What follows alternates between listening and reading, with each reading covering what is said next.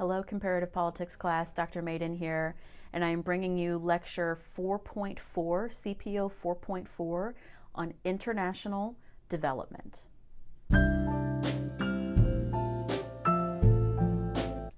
Okay, so let's start with answering the question, what is development? All right, so this is a very loaded term, as we'll see.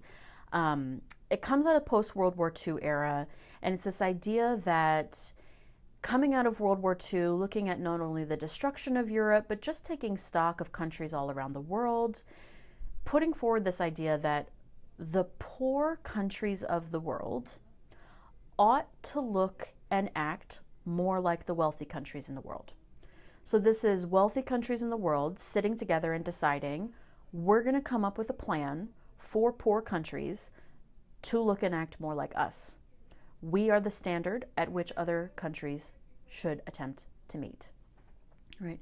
So what are some of the things we're looking for if we're saying we're going to transition you from underdeveloped, less developed, developing along the spectrum to developed? What are we looking for to say you've moved from A to B, congratulations, you've won, you're developed? We're looking for things like transition to independent democratic states. No authoritarianism allowed here. That's not what development is. Authoritarianism is a lack of development. Democracy is a show of development. We're looking for strong promotion of, from the previous two lectures, neoliberal policies of market capitalism. We're looking for industrialization. We're looking for urbanization. We're looking for a shift from being a primary export country of like raw materials and agricultural products, shifting into more manufactured goods, and even higher than that, looking into services. Okay, so transitioning along from agrarian society into high-scale manufactured goods and service societies. The challenge here is the idea that the West has all the advantage here. The West has all the advantage, the West has all the expertise, and it's not to be questioned. They know what best to do, and so the developing world should just kind of sit down and shut up and listen. Aid has been central to this strategy, that we are going to provide aid to help kickstart your economy, get you rolling, get you what you need, and we're going to talk about that a little bit. We're going to talk about challenges that aid has presented in actually improving development on the ground. We're probably not going to get into it this lecture. We'll get into it in the next lecture when we look at some case studies. Okay. So I want to pause here for a minute and talk about the historical roots here of what we can call the human development agenda. So we have these two scholars, they're global economists, Haq and Sen, Amartya Sen, Mahbub al-Haq, and they are these economists that fundamentally challenge this idea of how we look at and measure economic growth within countries. So for the longest time, all we did really was focus on the number that ruled the world was GDP. What is the GDP of countries' gross domestic product? Is it going up? Is it going down? Is it staying the same, right? GDP is what we cared about. And Haq and Sen came along and said, you know what? We should not be thinking about economic growth so much in terms of how much a state is producing. And we should really transition to asking the question, how are its people faring within a state? So you can think of an example of a country like Angola. Angola is an oil-rich country. It has what seems to be a strong GDP because of its oil deposits and the way it's able to compete on the international market. So GDP looks good, and you could say, oh, Angola, that's a strong country economically. Look inside Angola. What is the PPP, the purchasing power parity? What is the average income of an Angolan? Not the president of Angola, who is a multi-billionaire now because he has scraped off the top, and so has his family for years, and completely bankrupted the country taking all of the oil profits for themselves and, you know, the 1% up there doing that. What is the average Angolan? What are they doing? The average Angolan is living on less than $2 a day. So you can have a GDP that's way up here, but the reality, according to Haakonsen, if you're saying, okay, but what about the people? The people are way down here. And so it's a fundamental rethinking of, let's stop thinking so much in terms of economic growth of states and look at economic growth of people within states. So they proposed this concept of human development rather than economic development, because economic development, you think states. International development, you think states. Human development. States should be focusing on building human capabilities to confront things like poverty, illiteracy, disease, threat of violence. So Haakonsen created, starting in 1994, they created the Human Development Report. One of Sen's famous quotes is, "People are the real wealth of a nation." So they won the Nobel Prize in economics for the work that they were doing on this. And they created, at the request of the UN, they created what we call the Human Development Index. So if you remember, I talked a little bit about this one on our Data Day, and I said, remember this one because we're going to talk about it again. And so this is a statistic composite index of three things. So HDI is measuring life expectancy, education levels, and per capita income. You measure this by the GNI and the PPP. So per capita income. So I don't care about what the GDP of Bangladesh is. I care about what people in Bangladesh go home with in their paycheck. That's how I'm going to understand whether or not you have actual development in a country like Bangladesh. So life expectancy, education, and per capita income. All of these get lumped together, and all countries get indexed based on this. They're given a score. So I'm flashing up the map here, and you can see, obviously, the countries that are darker green are stronger in terms of their Human Development Index score. Fading into the yellows and oranges are middling. Fading into darker reds are the countries that have the lowest Human Development Index score.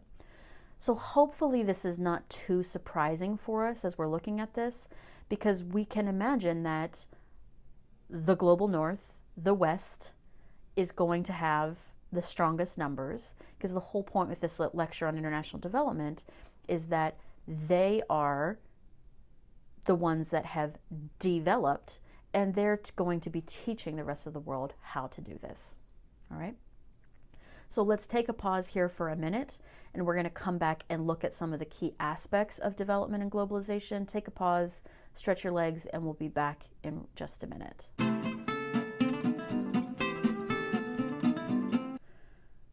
Okay, and we're back. I don't know what you guys did during your break, but I went ahead and I went on a safari, and I told you you couldn't be in the video. All right, stop, get out. All right, hold on, guys. Sorry, had a brief giraffe emergency there. He does not know his distance very well. He will not leave me alone. He keeps trying to jump in all my videos. Let's pick up where we left off and talk about development and globalization here for a minute. So when we're talking about development and globalization, there are three key aspects here. So the first one is foreign direct investment, FDI.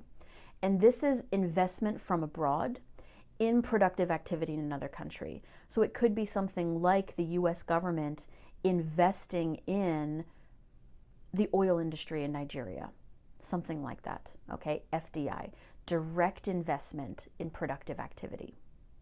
The second one is trade.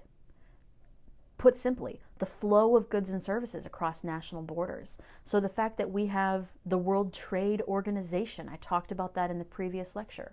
The World Trade Organization lowering tariffs, making it easier for countries around the world to engage in import-export with each other. Trade is a huge part of development and globalization. The third one then, international capital flows.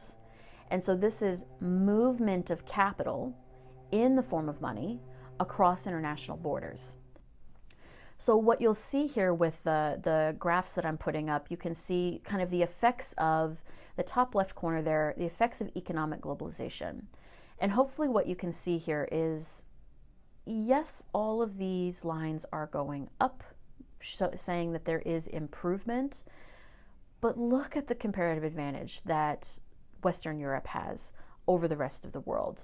There is a marked difference between how we are able to benefit from economic globalization, the rate at which we are benefiting compared to other countries. You can also look at something like extreme poverty rates. Yes, you are seeing, in particular in the case of East Asia, a dramatic downtick in rates of poverty. But for places like sub-Saharan Africa, you can look there for almost a decade, you had a relative leveling off. There was not much reduction in extreme poverty. And this will be a challenge, especially in the next lecture we'll talk about, because we were pouring billions in aid to sub-Saharan Africa, but it was having virtually no effect. That's almost a straight line, right? No real effect on actually impacting poverty. So in that sense, development was not doing what we were hoping it would do, which in this case was improve poverty rates, okay? So let's talk quickly about, when we talk about the development debate, there's this idea called comparative advantage. And this really formed the foundation of a lot of early development, international development initiatives, is this idea of comparative advantage.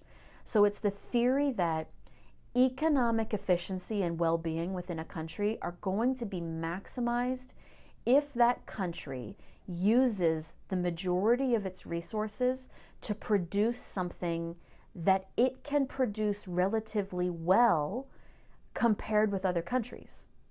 So then it will trade that thing that it can produce really well with other countries for goods or services that it cannot produce as well.